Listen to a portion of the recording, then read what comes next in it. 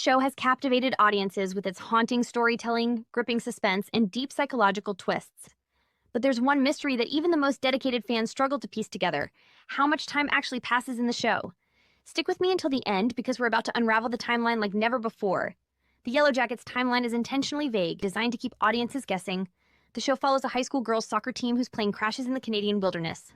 Half of the story unfolds in 1996 as they fight for survival, while the other half jumps to the present day, showing how those who made it out are dealing with their trauma. The team was stranded for a total of 19 months, but how much of that have we actually seen? Let's break it down. The first season covers roughly half a year.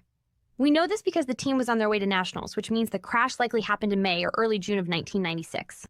Shauna's pregnancy is a major clue she conceived right before the crash, and by the end of season 1, her baby bump is significantly showing, meaning at least 3 to 4 months have passed. Other hints include the change in seasons.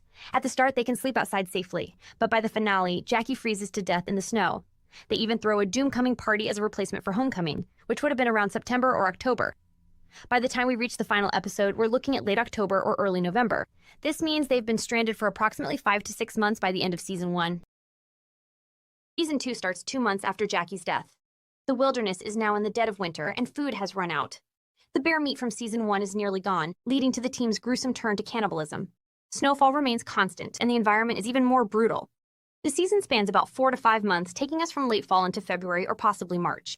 Shauna's pregnancy again helps track time. She gives birth in episode 6, and no one comments on the baby arriving too soon, meaning she was likely close to full term. Given this, we can estimate that by the end of season 2, they've been in the wilderness for roughly 9 months. How long were they stranded in total? We know from the adult storyline that the girls were stranded for 19 months. If our estimations are correct, the first 2 seasons have covered around 10 to 12 months. This leaves another 8 to 10 months unaccounted for, meaning there's still a long way to go before the girls are rescued. We are only just beginning to see them transition into their most desperate and primal states. The adult timeline. What year is it? While the 1996 storyline covers a long period, the present-day timeline is much more compressed. The events in 2021 only span a few months across both seasons. Season 1 and 2 in the present day are separated by only a few days, making the pacing vastly different from the survival storyline. What can we expect in Season 3? Season 3 will likely cover another 3 to 4 months, pushing the timeline closer to the full 19-month survival period. But with whispers of a potential third timeline being introduced, everything could change. Could we get flash forwards? Will we see the girls immediately after rescue? Could the series delve deeper into their descent into primal survival? One thing is certain. Yellowjackets is building towards something massive.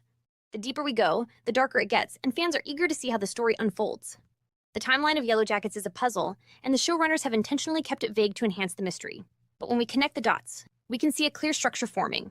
If you've been fascinated by the mystery of time in Yellowjackets, hit that like button and subscribe for more deep dive breakdowns. And let me know in the comments, how do you think the timeline will progress in Season 3? Thanks for watching, and remember, what happens in the wilderness never stays in the wilderness.